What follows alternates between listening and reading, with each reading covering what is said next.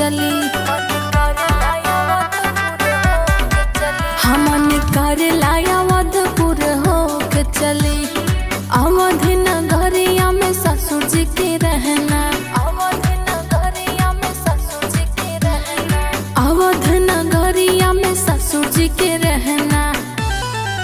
हमन करेला की घूंघटा निकाल के चली। मन करेला अवधपुर हो के चली। मन करेला अवधपुर हो के चली।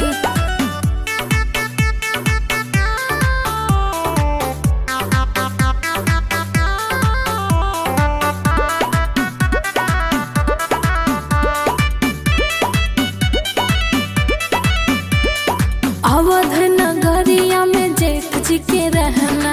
अवध नगरिया में जेठ जी के रहना। अवध नगरिया में जेठ जी के रहना। अवध नगरिया में जेठ जी के रहना। हमन करेला की रहिया छोड़ के चली। मन करेला अवधपुर हो के चली। मन करेला अवधपुर हो के चली।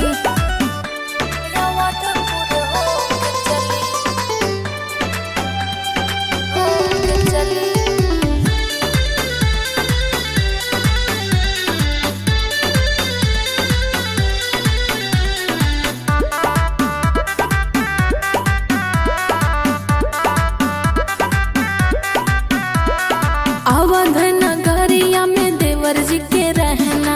अवध नगरिया में देवर जी के रहना। अवध नगरिया में देवर जी के रहना। अवध नगरिया में देवर जी के रहना। हमन करेला की नैना मिला के चली। मन करेला अवधपुर हो के चली। मन करेला अवध